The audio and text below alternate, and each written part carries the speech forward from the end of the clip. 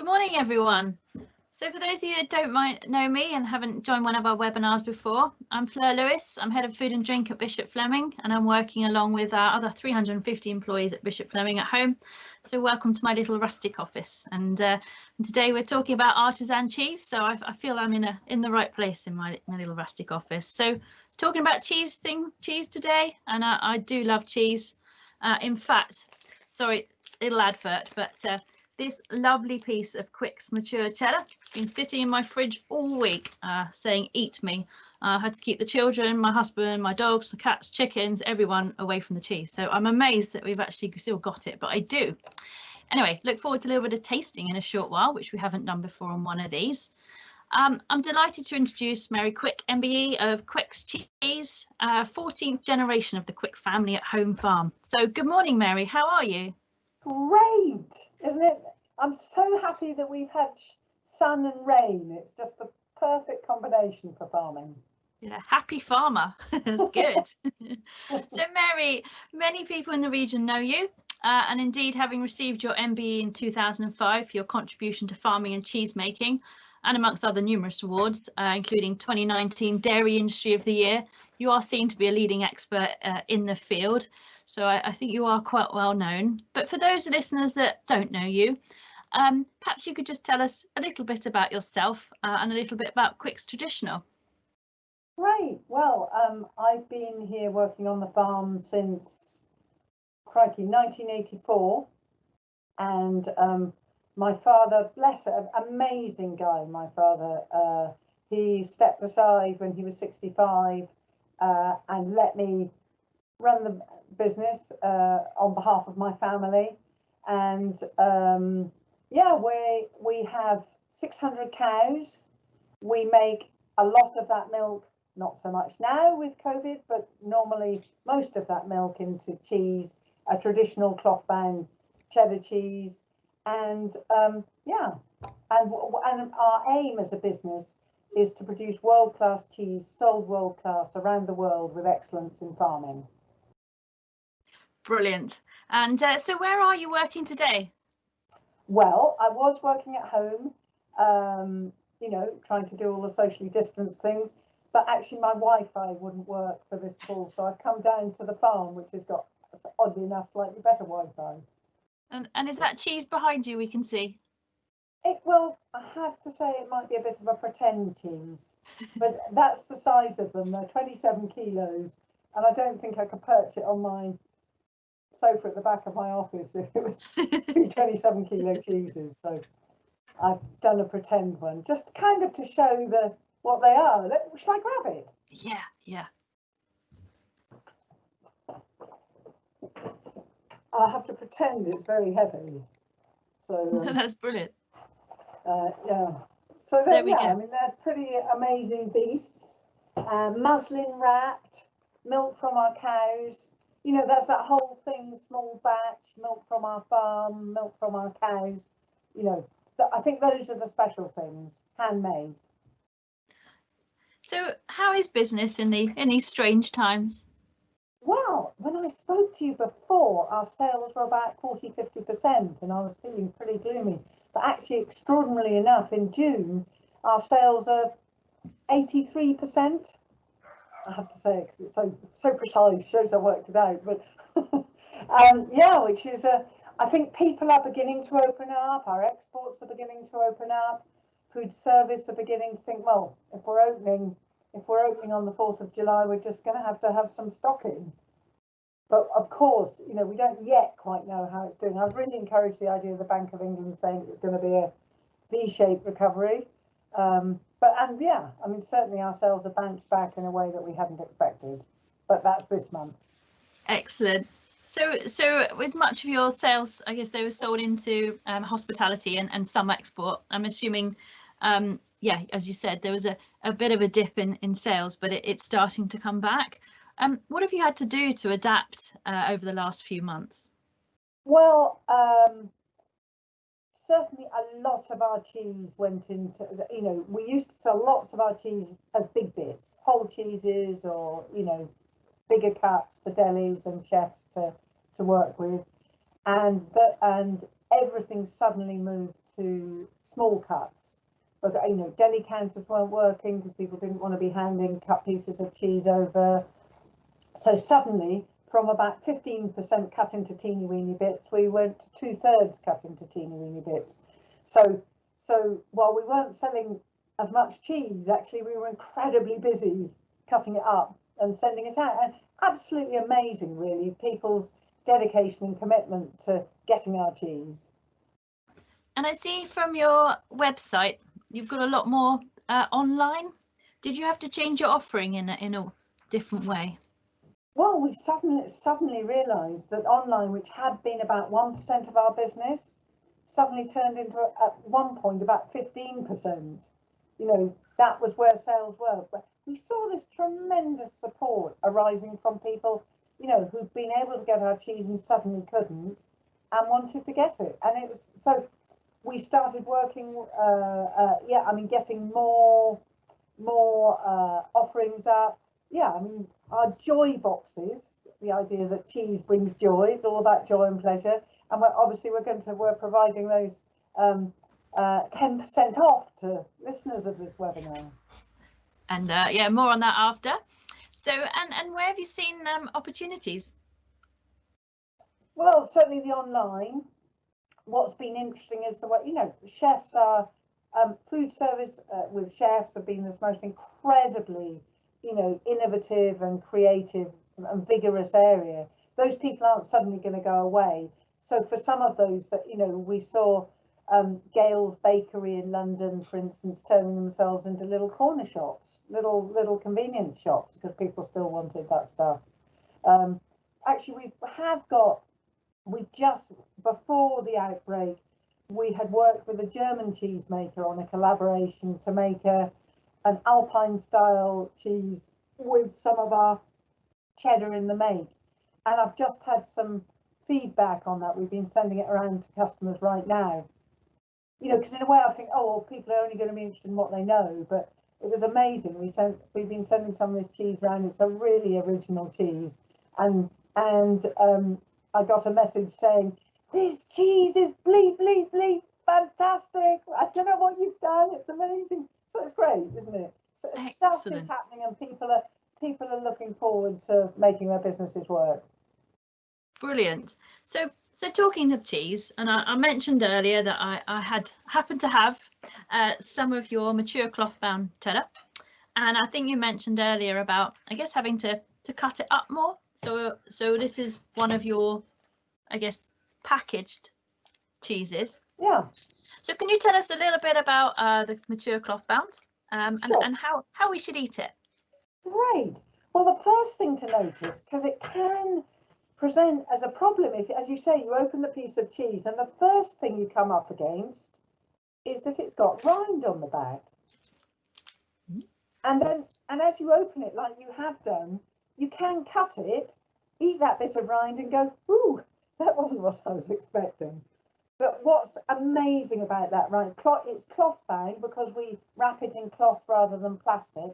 And you get this amazing microflora that grows on the outside of the cheese. So it loses a little bit of moisture.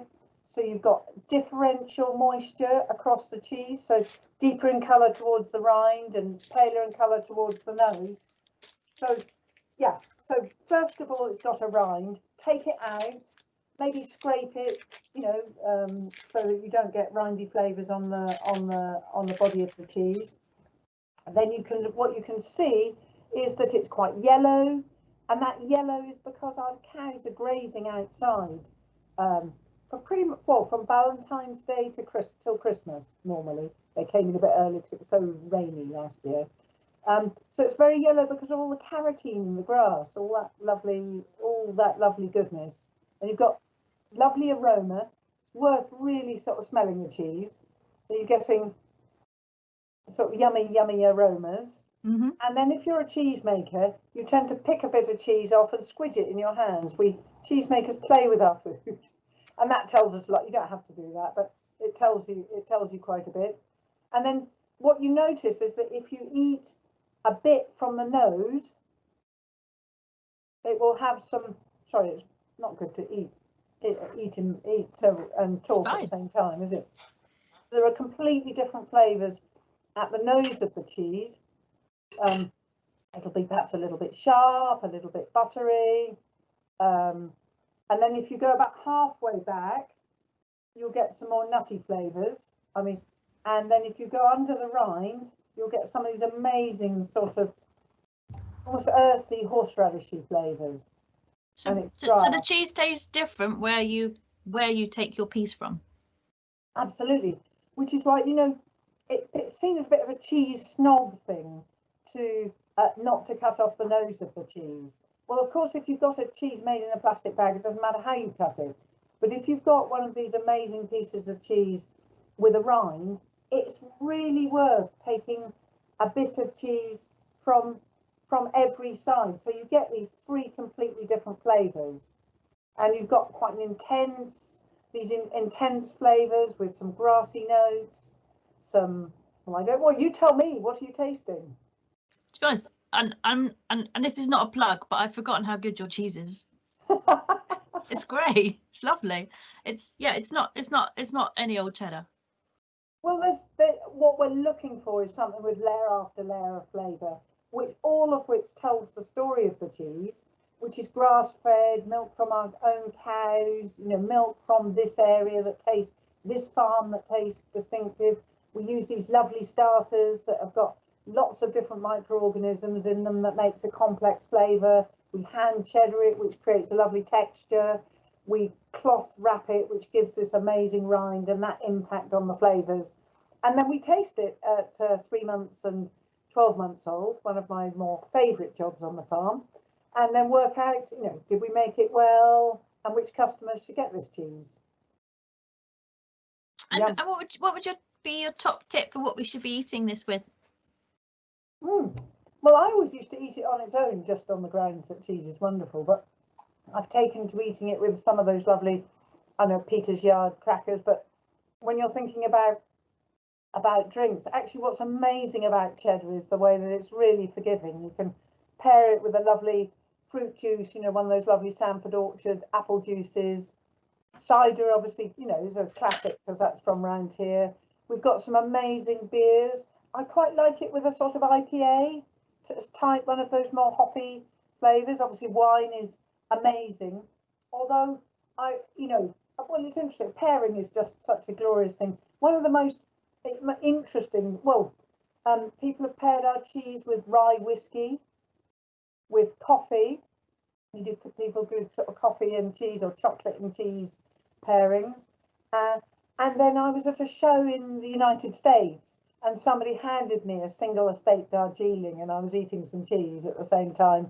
And actually, I just thought that was magnificent. So it depends on the time of day, I guess. Well, every time of day is cheese day. Yeah, absolutely. And have you seen, it is an artisan cheese, and I guess during the last few months there has been quite a resurgence in kind of farm to fork, and people, I guess, thinking a little bit more about where their food come. Have you seen any impact on your sales for that? Well, certainly on the online side. I mean, what happened, I suppose, is that, in the pressure to feed the population, lot of, the supermarkets just went to the commodity lines. So kind of we got a little bit deprioritized. But I think what's arisen out of that, and people staying at home and cooking from scratch, is there's been this impact that people have got interested in where their food comes from. Yes, you have to feed yourself, but yes, where's it come from? How's it made? I mean, what my sort of vision is that we might get people get really connected and inspired by where their food comes from, and how to eat it, and that we might take this opportunity of this extraordinary pause in our lives to think about the sort of ecology and environmental impacts of what we eat, and that whole grass-fed thing, and how that sequesters carbon dioxide in the ground and makes the soil work better. And we're doing stuff about methane, because that's always, don't cows burp methane? Yes, they do. And then what there is to do is to find out how to reduce that, so by feeding seaweed or whatever, so that we can all enjoy our these wonderful foods kind of guilt-free.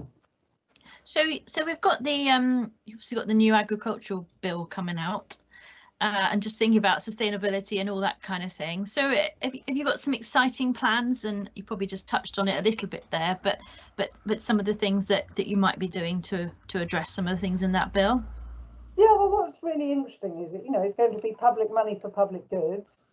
And what's interesting is that I think people have started to appreciate that a secure supply of safe food of known quality, actually, that is a public good. So it'd be really interesting to see how that will play out. It's really clear that we're not just going to be paid to occupy land as we have been in the past.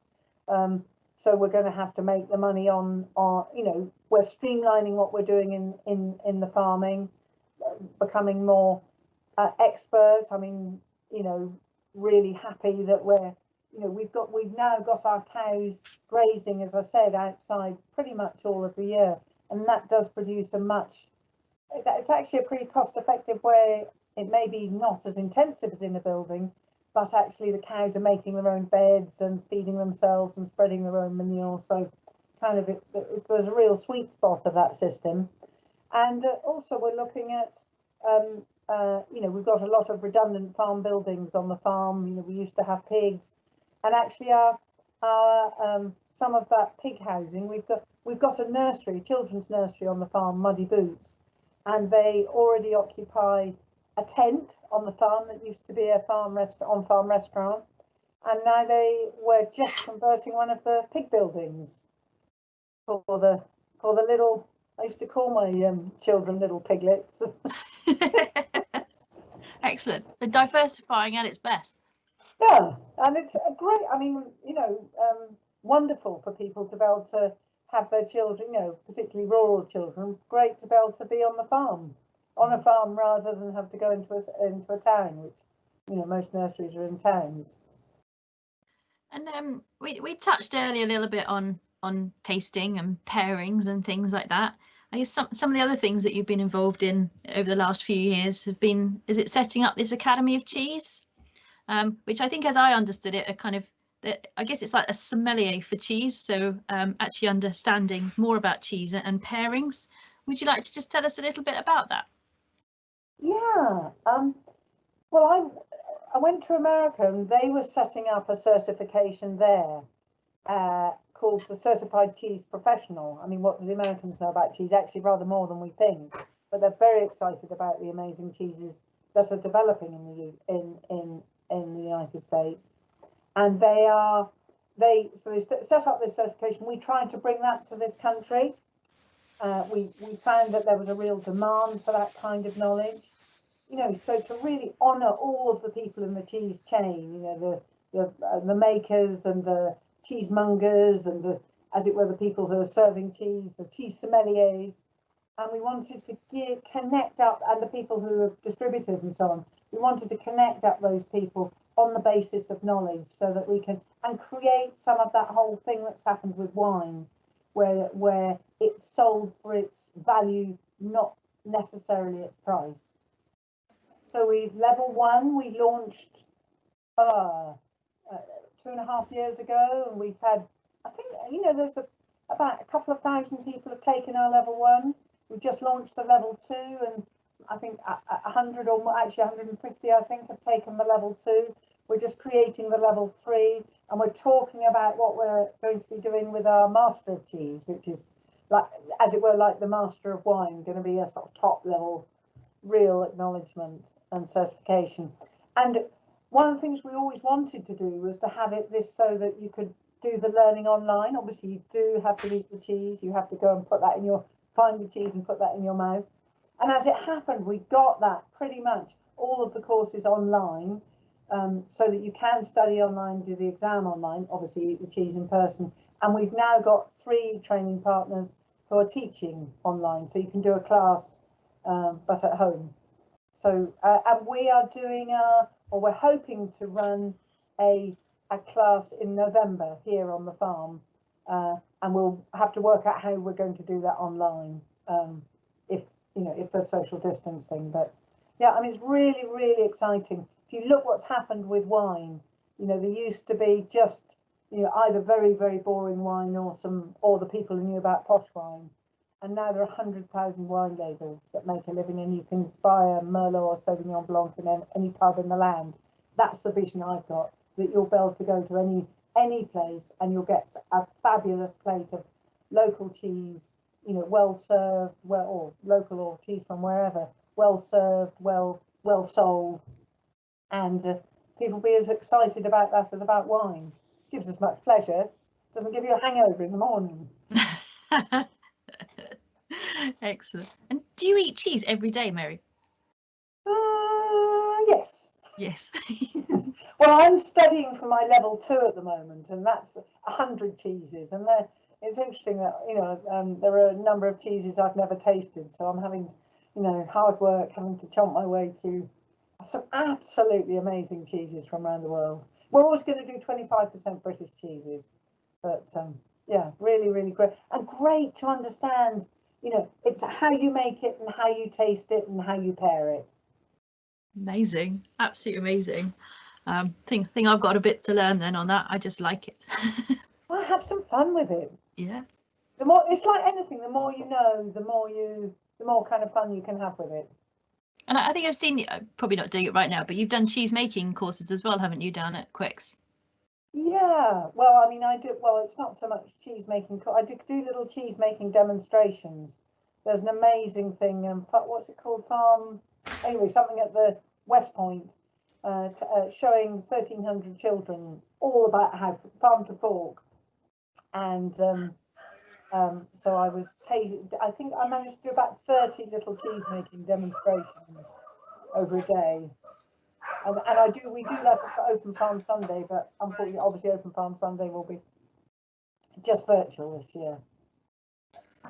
And I've got a question from one of our guests. Thank you. And I hate to bring up the B word, but I guess with Brexit not far down the line, have you got any thoughts in terms of impact and how that might feel for you? Well, it's interesting, isn't it? We've just had this COVID truck hit our economic system.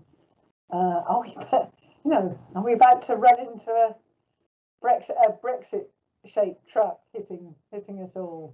You know, let's hope that we get a deal and that we can carry on sensibly. But I guess if there is going to be a recession, at least people like to buy themselves an afford. If they can't afford a foreign holiday or a new car or to move house, then maybe they'll buy some cheese. But I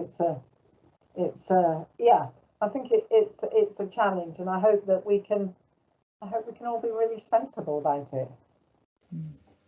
And what are your thoughts on food and drink? As hopefully these restrictions ease a little bit. Did you have any thoughts? Well, I think things will change. You know, some of these, you know, the move to pre-pack, which kind of we've really resisted on the grounds we feel it's better to engage with a person and engage with, you know, how the cheese actually looks rather than buying a pack. I think that's here to stay.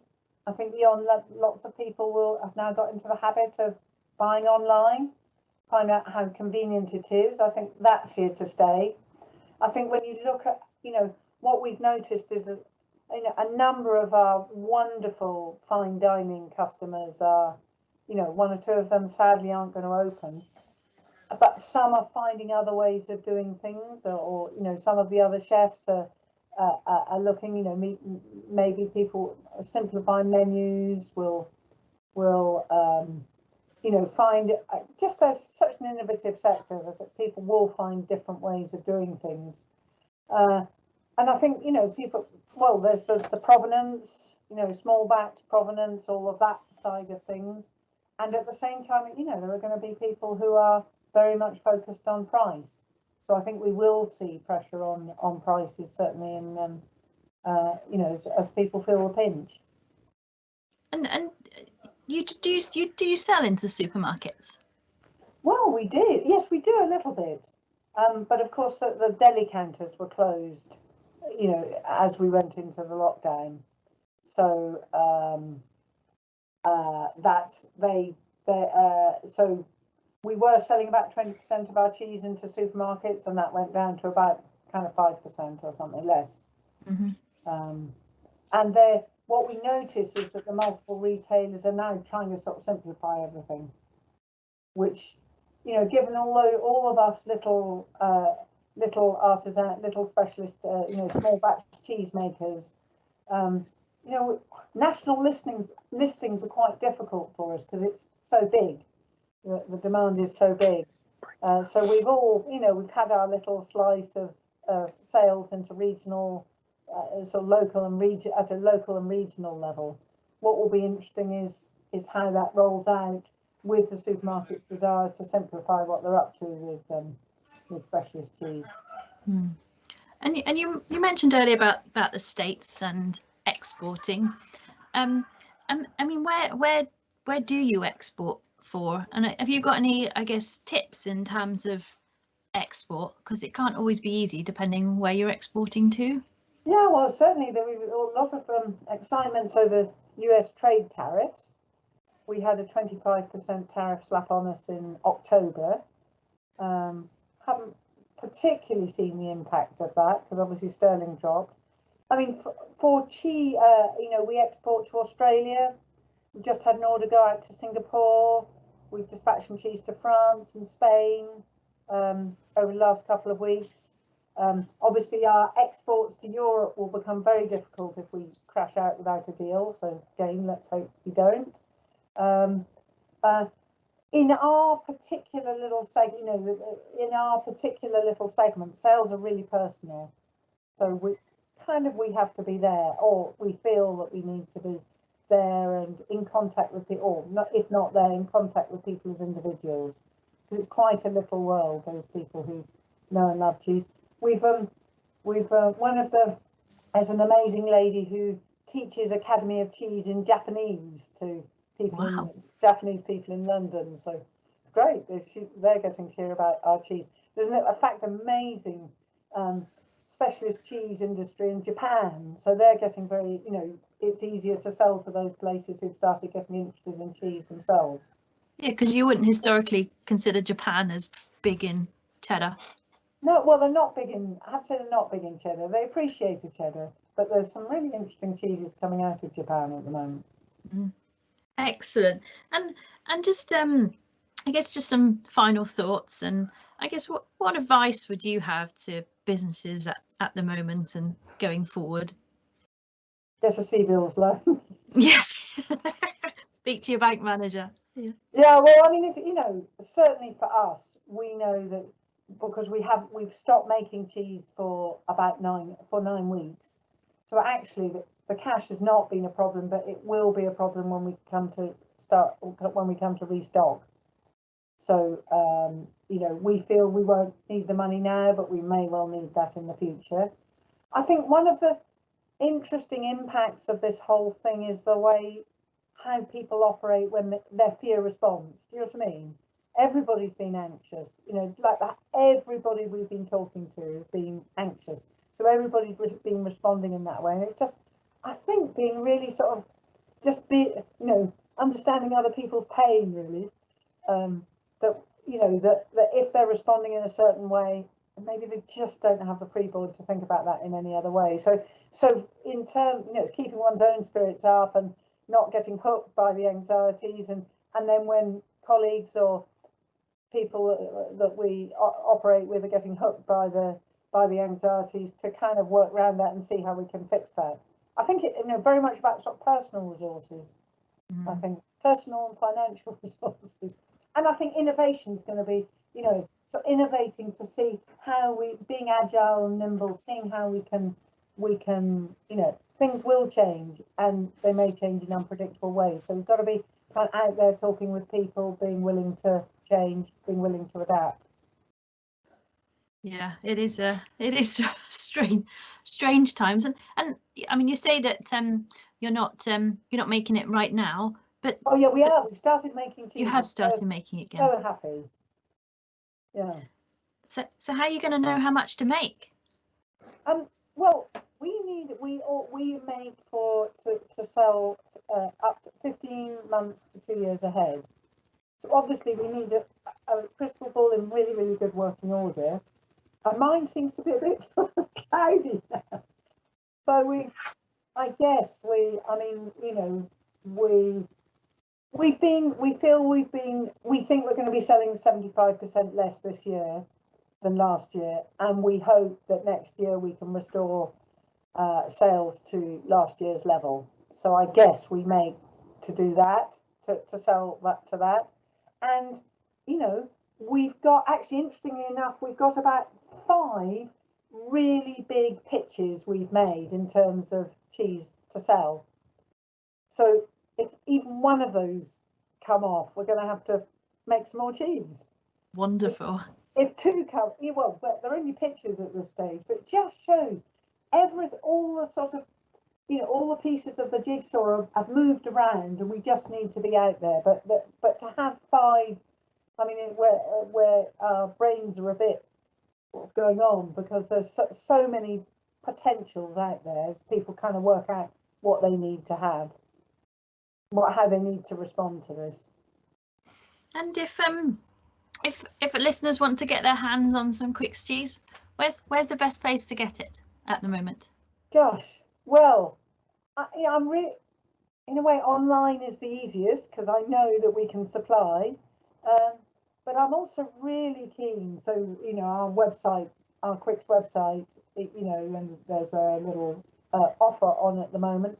But I'm really keen that we support all of those amazing chefs and amazing cheesemongers and delis, you know, who are now coming back to life. So, you know, go out there and support the amazing art. You know, we've got to rebuild this whole delicate infrastructure of specialist food in our areas. So, you know, let's go out and support the little delis and the little restaurants, and, you know, so that those people are there for us, because online can't do it all. Yeah, that's great advice. So buy cheese, basically. That's what you're saying. Enjoy. Well, it's joy and pleasure, legal and good for you. What's not to like? That's wonderful. Mary, it's been absolutely wonderful speaking to you, and your enthusiasm over cheese, and I'm very looking forward to my lunch, actually, because I'm going to be trying all bits of this cheese today. So thank you very